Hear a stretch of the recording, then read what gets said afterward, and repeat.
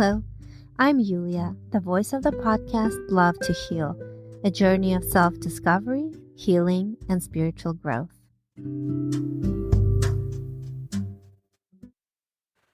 In this episode, I interview my cousin Natasha Hawthorne, a life coach, healer, and now human design reader. You might remember her from a previous interview on the topic of transformation using Kelly Brogan's Vital Mind Reset program. To her portfolio, Natasha has recently added a certification in human design, a system that helps us to understand who we are and why we are. Hello, everybody. Welcome to Love to Heal podcast. I want to welcome back a guest from season 2. Her name is Natasha Hawthorne. Hi, Natasha. Hi, Yulia. Last time that we spoke, several months ago, we touched on the subject of transformation, and we talked about Kelly Brogan's method and how proper diet, proper nutrition, exercise, meditation, and other spiritual practices can really help one transform. But since then, Natasha has been up to some other interesting things. So please fill us in. Hi, well, thank you for having me back. It's always a pleasure to talk to you. So yeah, the kind of most exciting thing that I've been up to since we last spoke is human design, which is a system that incorporates various things like the chakra system, the I Ching, the Kabbalah, and some new genetic science. And it helps you to understand yourself and anybody else that you have the human design chart read for on the level of design. And one of the analogies that I really like to use that makes it kind of really simple to understand what human design is like, you know how humans have built lots of different vehicles. We have a vehicle to, transport all the kids to their soccer games. We call a minivan. And we have a vehicle that goes really fast, like a Lamborghini or a Ferrari or something. And we have vehicles that can go off-road, like a pickup truck or a Jeep. And we have buses and trains and various other things. And they're all designed for different purposes, and they perform different functions. So it's kind of a similar way of understanding humans. So, for example, like you wouldn't expect a pickup truck to perform the same as a Ferrari, nor would you expect the Ferrari to handle the same terrain as a pickup truck. So humans are also designed fundamentally in different ways. And that's why actually there are so many different types of people. Like, some people really thrive under pressure, and some people have a really hard time handling pressure. Some people have a lot of energy, and some people need a lot of rest. And that's all explained by this system called human design. Right. And when you told me that you were getting certified in this healing modality, because it is considered a healing modality, right? I would definitely say so. It helped me to heal myself, to give myself permission to be myself. And it has greatly improved my relationships with my close family members, whose charts I've also done and interpreted. Right. Exactly. That's what I was going to say, that when you told me you were not just simply doing human design, but you were actually working with parents and children for parents to understand how to better handle their kids, how to help them in various situations. So that really spiked my interest when you told me that you were going to do human design for parents and children. And then we decided to go ahead and schedule a session. Yes. Which was really awesome. We just did that yesterday. And I will share a little bit of what I learned about myself and my son, and what Natasha revealed to me from my human design and my son's human design. So let me ask you, how do you see this work helping people? Right. That is a great question. And I'm actually so excited to answer this question. And the reason why I'm so excited to answer this question is this is where I really see an opportunity that can fill in a missing gap Just to kind of like give the listeners like a tiny bit of background, I've been working as a health coach for the better part of the last decade. And for the past about 2.5, coming up on 3 years, I've been working specifically with parents of children who are diagnosed with ADHD and various other spectrum conditions. And when I talk to the parents of these children, I give them, holistic protocols for like diet and supplements and lifestyle and various other things. I still see that there are lots of opportunities for parents to better understand their children. And when I discovered human design a little while ago, for me, it like immediately bridged that gap. So, for example, I talked to lots of parents whose children are just considered picky eaters. Mm-hmm. So they'll only like, select few foods. And like, for example, one of the common things is the kids don't like the foods touching each other on their plate. They want, all their foods separately. They don't want the blueberries touching, the broccoli and the rice and all those things. And believe it or not, human design can actually help explain why those kids are like that. So it may be that they're not just, picky or have like various ADHD symptoms.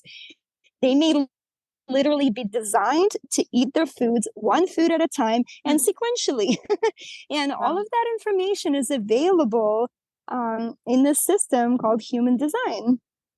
Okay, no, that's really wonderful, because one thing that us parents do is we compare our own kids to other kids.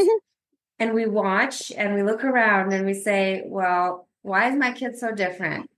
Mm-hmm. And different doesn't mean good or bad. It's just different design, like you were saying. So that also helped me from our yesterday's session. That also helped me understand my son better in the ways, for example, that he learns or he studies. He comes home from school and he does his homework really fast. And then he says, Mom, I need a break. And it used to be that I would say, no, you need to push through. You need to finish it, do this extra work, do a little bit more reading and writing before you go and play. But no, yesterday's session revealed that he is what's called a projector, right? Mm-hmm. And he's not a generator like me, who has this battery that keeps recharging and can go. He actually needs his breaks. So knowing that, I will no longer get on him about that. I will allow him his breaks, and because he gets his work done. Right, exactly. And that's so amazing. I'm so happy to hear that you're able to kind of like immediately implement what you learned in our session yesterday. And that is my goal with going forward, working with parents of children, honestly, of all ages. This can apply to adult relationships too, where parents still have, a certain set of expectations of their children. I think it's probably like easier to use examples of younger children that still live with their parents, like you and your children, where, it's like what you're saying, parents have a certain set of expectations. And I'm guilty of this myself too. My kids are older now. They're 17 and almost 20. But when they were younger, I simply couldn't understand why my son was different from me, why he didn't want to, like do the things that I wanted to do or do them the way that I thought they should be done. But now that I've read his chart and I understand, he and I are actually built completely differently. So it totally explains why he didn't want to do things my way. So I think this can really help improve the relationship between parents and children.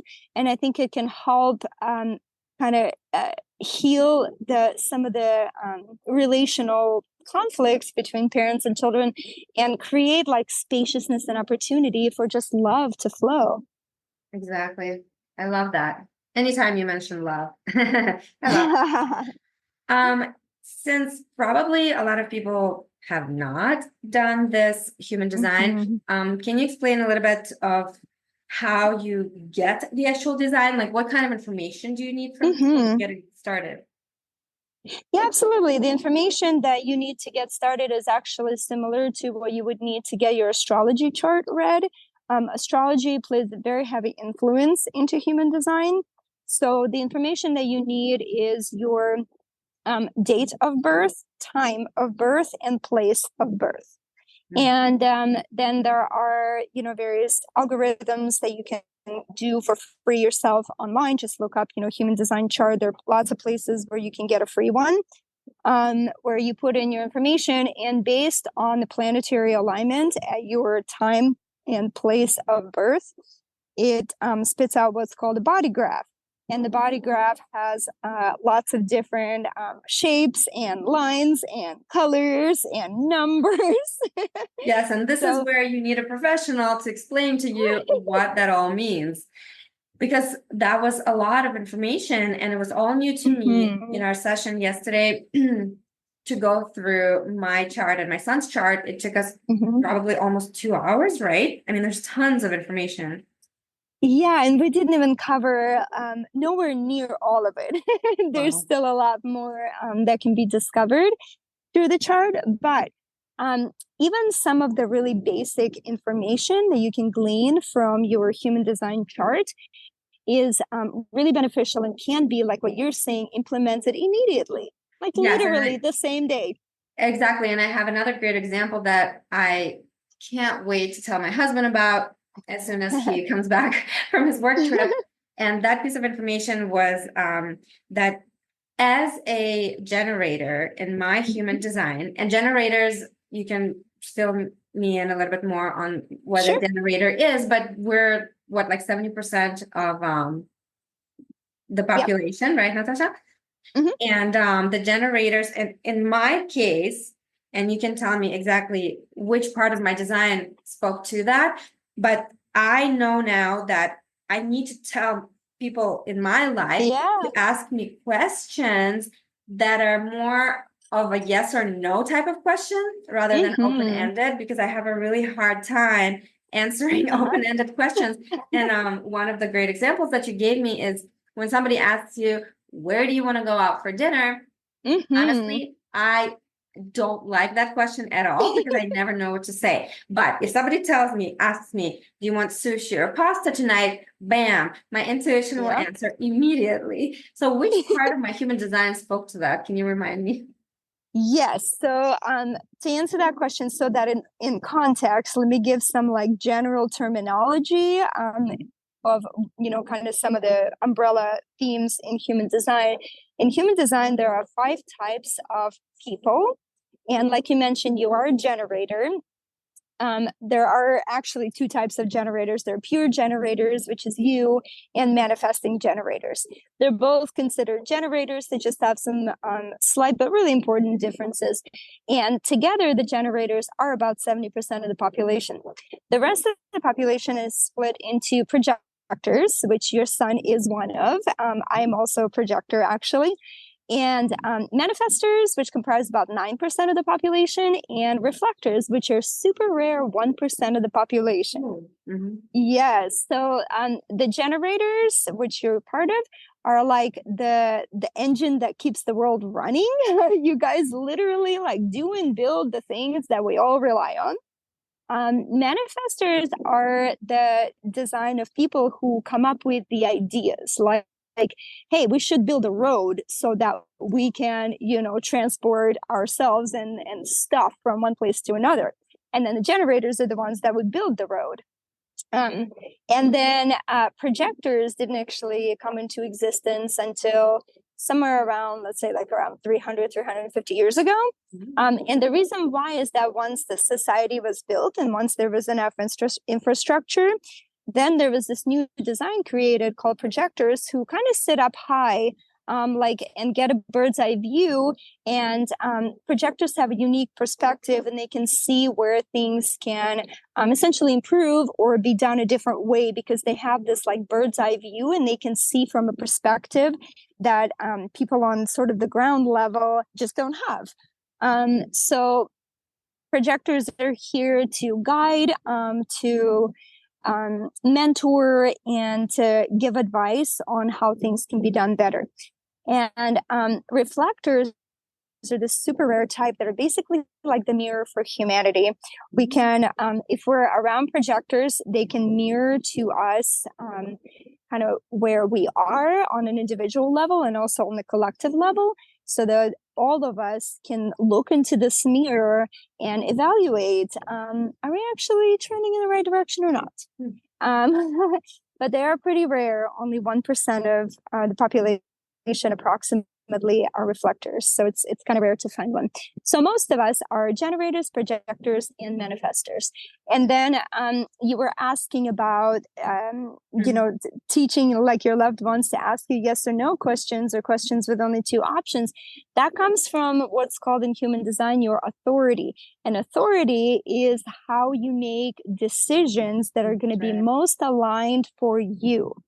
And how that's determined is by looking at your body graph and looking at which one of your 9 energy centers, those are like shapes, they're like squares, circles, triangles, and things like that, which one of them are defined, meaning they're colored in on your body graph. And there's kind of they go in like order of priority. Depending on which ones of them are defined, that's what gives you your authority. So you have a sacral authority, and the sacral authority, if you've ever heard the advice, like follow your gut, not just intuition, but like the gut feeling that pulls your body into a yes, that's expansive, or a no, that's contracting. That comes from the sacral authority, and that's from your sacral center. And all generators do have a defined sacral center, but not all generators have a sacral authority. So, but you do have a sacral authority. And that's actually one of my favorite pieces of information to reveal to generators with a sacral authority, is to inform those around them to ask them yes or no questions, or questions with either one or two options. Because like you're saying, your gut will give you this immediate answer, whether it's a sushi or pasta, like you'll know which one. Or if they were to ask you tonight, do you want to have pasta, yes or no, your gut will tell you immediately if it's a yes or a no. But you're right, if you give a generator an open-ended question, it will just take you a long time to go through like each one of the options and answer it with a yes or a no. And you see the world as a buffet of choices, so that there are so many different options. Getting these or being asked these like yes or no questions is going to be just really helpful. It's going to make your life a lot easier. Yeah, exactly. Absolutely. Something else that I really loved finding out about myself was that generators, we are the creative life force, and it's important for us to love what we do and do what we love. Yes. It just was so nice to hear that, because it's true. I can absolutely see that in my life. When I'm doing what I love, I feel satisfied, and it brings me joy, and I'm aligned, right? Yes, 100%. And then, because I've had jobs in my past that I knew I was not doing the right thing, but I needed the money or whatever at that point of my life. But I just was not feeling that joy that I feel from, let's say, doing this podcast, or from teaching dance and languages, which I adore. So, yes, I just know that, okay, I need to continue doing what I love. Yes, like literally you're here in this incarnation in life to do what you love, what brings you joy, what lights you up, what creates that spark in you. That is literally what you're here to do. Because if you do that, then you're the precious sacral energy, that life force energy that generates from your sacral center, is flowing, and it is literally making the world a better place. And if you're not in alignment with what you do in life, like what you're saying, if you are just like pushing through a job, which like you have the energy to do, like you can do it, you can push through a job that you don't like, or go some kind of direction in life that you don't actually really love, like you can do it, but it's going to drain your energy, and it drains like the collective energy of the whole world. So we don't want to do that. No, literally literally everybody benefits from generators doing what they love. No, that's awesome. And then another thing that also that you told me about myself, specifically about my aura, that I have an open, inviting aura. That also really makes sense because people do tend to come to me for advice, for a shoulder to cry on. People tell me, there's times where I meet a person for the first time ever, and they'll tell me their life story without even me asking about it. So that also makes sense to me now. Yeah, 100%. That is for all of the generators and manifesting generators. Your aura is open and inviting and attracting. Okay, that's good. Now, something else that we touched on was parts of the unconscious design. Right? Can you speak to that a little bit? Because there's the two parts to that aspect. Yeah, so our design, one of the reasons why we need the exact birth information is that we have a conscious part of our design and an unconscious part of our design. And the unconscious part of our design is actually created about 88 days before we're born. So that's why birth information is important. And you know how like when babies are born, they don't have like a fully developed personality, but they do already come into existence with certain, traits and abilities and kind of predispositions. So we're designed that way before we're even born. That's why babies come into the world already like showing up a certain way. And then as we go through life, we develop our conscious personality, but it is still developed according to our design, unless there's a lot of conditioning layered upon us. So we have some, the conscious aspect of your design is your personality that you are aware of. Like you say, I'm generally like a friendly and loving person, and I know that I'm a helpful person and I'm a good mother, and like various things like that you can say about yourself. So that's your conscious personality that you develop throughout life, right? And then there are some elements of you that are just that way from birth, and you've just kind of always been that way. And that it's what was set in your design about 88 days before you were born. Wow, that's neat. Yes, and so one of my unconscious design traits is that I'm an experiential learner. I have to try things for myself. And my mantra, I wrote this down from our session, is that there's no failure, only discovery. And we had another example that we discussed yesterday between my son and myself. So for me, I have to try things, right? So like the other day, I took him to a playground, this new playground. And there were so many different kinds of like climbing walls and swings and this and that. And the kid and me wanted to try it all. So I was trying to get my son to try it all. I was telling him, okay, go to this one, climb here, twist here, do this and that. We'll play in the sandbox. And he was telling me, Mom, I just want to stay right here. And my son is almost 7, right? So you would think he would want to explore the whole playground, but no, he had his 2 or 3 maybe spots that he wanted to stay in. So that was like a key difference that also I remember. Yep. Yeah, totally. That was actually what's interesting is those two things were in sort of different parts of your design charts. For you, that experiential learner is part of your profile, what's called a profile, which is a combination of 2 numbers, your conscious personality and your unconscious design. And for your son, where I discovered that he is more like he likes to have a variety of different choices, but he will know which options to pick. And he doesn't need to try all of them to know which ones he likes. That was actually in a different part of his chart called under variables, and specifically the environment variable. So I pieced those two. I pieced those two kind of things together from different parts of your charts. That's right. Okay. Yes, but it all comes together cohesively and it all makes sense. 100%.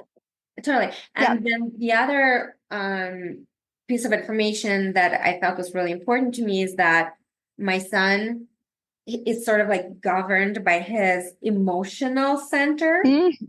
Mm-hmm. So ever since he was born, I mean, ever since he could kind of show his personality and who he really is, Mm-hmm. he's been emotional in the sense that he can get upset or mad very Mm-hmm. easily. He Mm-hmm. cries very easily as well. And Mm-hmm. that has been something that has bothered, I suppose, my husband Mm-hmm. specifically and me for, some time until I started to really accept him for the way he is. And of course, with the Mm-hmm. human design that confirmed why we need to Mm-hmm. accept him the way he is. But I think there has been so much conditioning for my husband and myself, Mm-hmm. especially coming from Soviet Union, Mm-hmm. where it was really important for a man to be a man, no Mm-hmm. crying, no whining.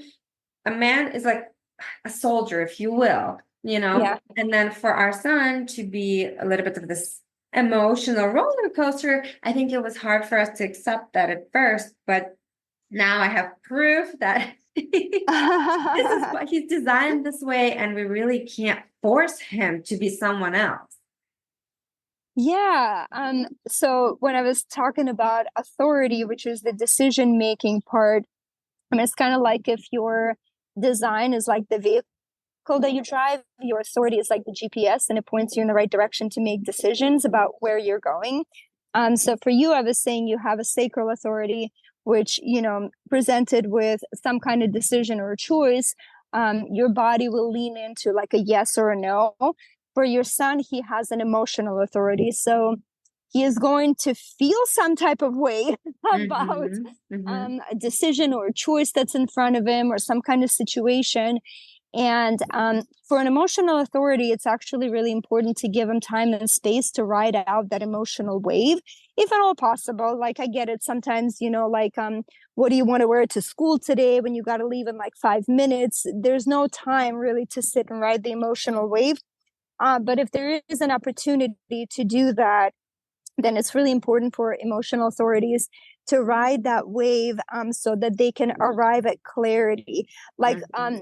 for you, like one of the mantras for your profile was there's no failure, only discovery. Right. For his authority, the mantra is there's no clarity in the now. That's So for right. emotional Mhm. authorities, they need time to arrive at clarity. So if it's like a bigger decision and you're able to give him the time and the space, he will arrive at clarity and he will feel certain in his decision if he's given time to ride his emotional wave. Now, how much time? I mean, who knows? That's individual. Mhm. But the point is, with the emotional authority, there's no clarity in the now. So that's an important thing to remember too. That's right. That was an important point. Yeah. And something else too, because you said since you're a projector, can you Uh-huh. talk about the bitterness that projectors can feel if they're not, Oh my gosh. validated or if Oh their gosh. Well, advice let is me not tell you. taken? Yeah, let me tell you a story of my life. And like when I discovered my human design a little while ago, my life just made so much more sense. Mm, I put everything into context. So as a projector, I was saying we're born with a different perspective, and we're really here on Earth to be guides and mentors and teachers for the improvement of humanity overall. Not for our own personal gain. That's not what it is. But for kind of correct course correcting for like anybody who is willing to listen. So for every energy type, like projectors, manifestors, reflectors, generators, there is what's called a strategy, and it's kind of how you navigate through life. For generators, for you, the strategy is to respond. So you see life as a buffet of choices and you respond to everything with a yes or a no. For projectors, the strategy is to wait for an invitation. And right. why that is, it's because we have this different perspective that we're literally born with. And of course, obviously we develop perspectives as we move through life and have experiences of our own and things like that and learn lessons. But with that different perspective, we can actually tell people like, hey, you know what? If you do this thing in your life like a little bit differently, like your life would be better. Here's an example. If you understand your human design chart, you literally can change your life for the better. Yeah. However, if we start going around and like pushing this super valuable and super helpful advice on people who are not asking for it and are not ready to receive it, we will get rejected, and it's going to feel really painful, and we're going to slip into what we call our not self theme of bitterness. So our signature theme, when we feel recognized and received as projectors and valued, is success. Like we feel successful internally. The not self theme is bitterness. So if you ever notice your son getting bitter, kind of examine opportunities where he might actually be offering you guys helpful advice. Even as a 6-year-old, 7-year-old, he has a different perspective. He just has it. He was born with it, and he can see things from a different perspective. So if he shares something like that with you, it would be in your best interest to listen and pay attention, and at the very least, thank him for sharing his perspective. That's going to make him feel seen and valued and valuable, like as a contributing member to your family. And if you're like, not that you would do this, but like as an example, like, oh, whatever, you're a little kid, what do you know? I don't need your advice. That would make him feel bitter. So that makes total sense. Yes. And that has been the story of my life. Until I figured out my design. I'm like, you know what? I actually shouldn't push my advice and everything that I have to offer onto people who are not ready. There you go. Yep. Yeah. Okay. I also wanted for you to explain a little bit about the shadow aspect of human design. Because I hear shadow work a lot lately. I've been hearing, so I wonder if it's sort of the same. Yeah, so anytime we talk about shadow work or shadow aspects, it's the parts of us that we have sort of like disconnected from or disowned, that are there. They're part of us, but they're not the parts that we sort of consciously recognize or appreciate or value, or maybe we're not even aware that we're like actually doing those things. So that's generally kind of, the stuff that hides in the shadows. And in human design, when I talk about shadow aspects, like for example of the personality is like your profile is a 3-5, where you're an experiential learner, and you're also like a really good problem solver, and you can offer solutions and things like that. So for example, one of the kind of shadow parts of your profile is if people come to you for solutions, as they probably do because you're that kind of person, if you don't filter your own energy, and if you just do it for people pleasing just because people ask you, it's actually out of alignment for you to offer your helpful solutions to anybody and everybody who asks. And you're gonna slip into your shadow self of like resentment and low energy and various things like that, because you're out of alignment with your design. So there are shadow aspects of every part of the design, and it's just usually it's like when you overdo it, or you do it out of some kind of like need for people pleasing, or like seeking validation. Like those are the types of examples where you can slip into the shadow aspect of your design. Does that make sense? Yeah, that does make sense. And so basically, what is the importance of the shadow work? To recognize that you have that. Yeah, exactly. So when I inform my clients of what the shadow aspects are of their design, they can, number one, create consciousness of that.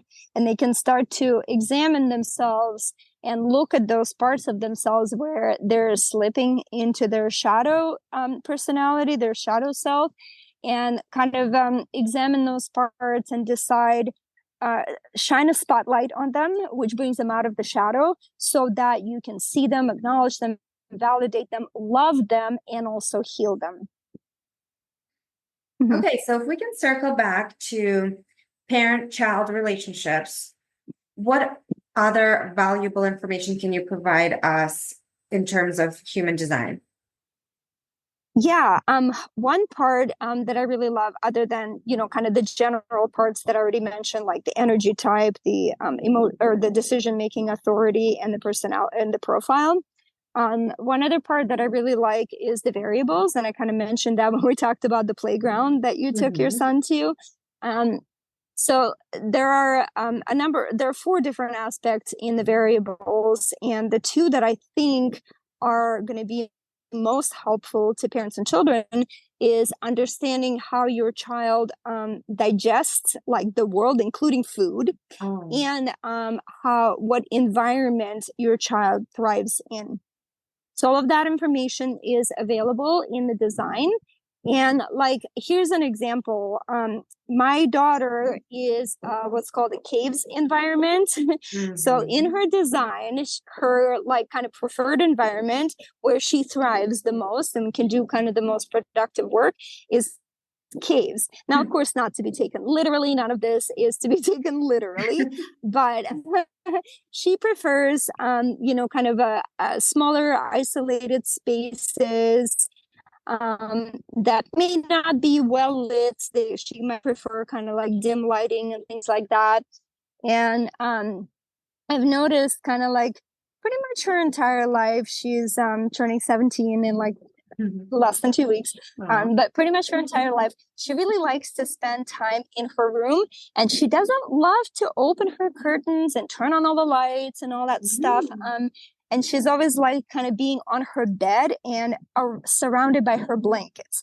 So a cave's environment, it's just like a cozy space where you can kind of create your own environment, and there's one entry and exit, and you always know who's coming and going. So Ah. it's not like a big open space where, there could be like a lot of commotions, a lot of ways to pass through.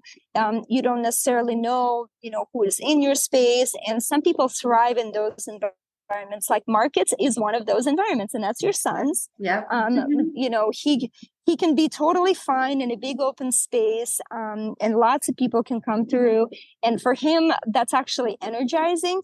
But for my daughter with her caves environment, she really prefers like her room with usually the curtains drawn, try as I might to get her to open the windows, and her door usually closed. And that's just the environment that she thrives in the best. And then the other variable that I focus on, digestion, it's both related to food and how we digest information, feelings, kind of the different environments and the different energies that come at us. But with children, I think talking about food is particularly important because, well, in my work with the ADHD kids, food was one of the biggest topics that parents always wanted to address. And I kind of already touched this, and there's like picky eaters, for example, or another way that human design can be really helpful is some kids actually prefer to eat with kind of like a lot of noise around them, and it actually stimulates their digestion. Wow. Whereas for other children, they need kind of like a quieter, dimmer light kind of place, and they may be more predisposed to eat in the evening after the day's energy has sort of subsided. So all of that information is available in human design.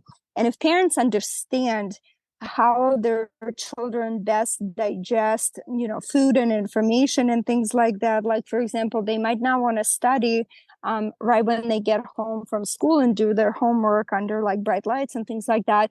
They might want to retreat to their cave and do their homework in like dim lighting.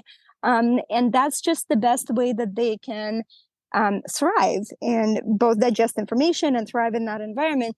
Or they might need to be in like, the living room with all the lights on and all the neighbors' kids running around and stuff like that. And that might be stimulating for them. So that kind of information can be revealed in human design. And I think it can really help parents understand their children and like not force a child who is like, a caves and like dim light kind of determination for digestion, not force them to sit at the kitchen table while they're cooking dinner and the TV is on and, grandma is visiting and like the neighbor kids are over and stuff like that. That child is going to really struggle in that kind of environment.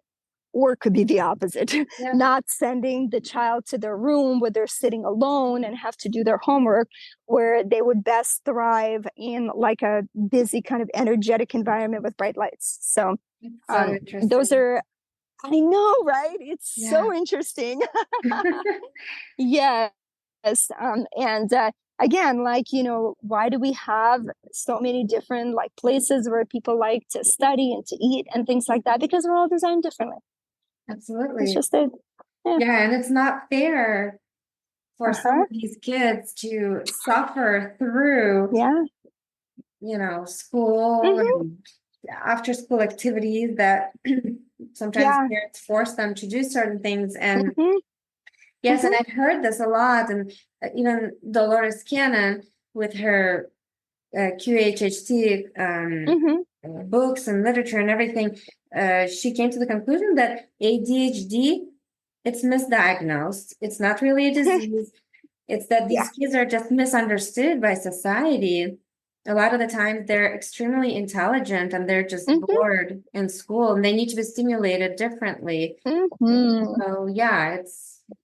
Yeah, after my work with ADHD kids for the past 2.5 years, I have a lot to say on this topic, which maybe we'll say for a different podcast, because I basically like totally agree with what you just said. Wow, well, that sounds amazing. So the way to do the human design is pretty easy, right? You can reach out to someone like Natasha. It can be done online through Zoom, right? Because you showed me a very nice, clear slideshow. You went through a lot of information, and then you provide all this information to your clients, right? We can keep that and study up on it and do whatever we need with it.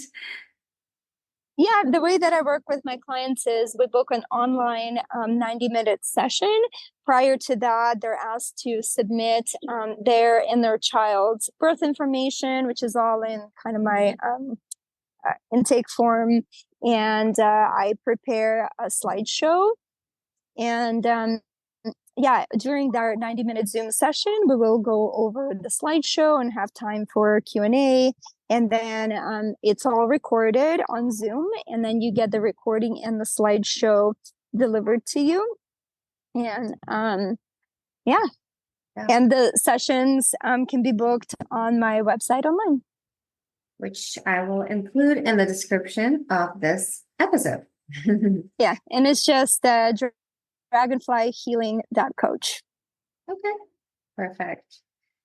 Okay, well, that gives us definitely a lot to think about and consider, and to know that there's so much that we don't know about ourselves, let alone about our kids. And such modalities can be so helpful to reconnect with our children and to establish really a loving, compassionate relationship, which is so in today's busy, on-the-go world.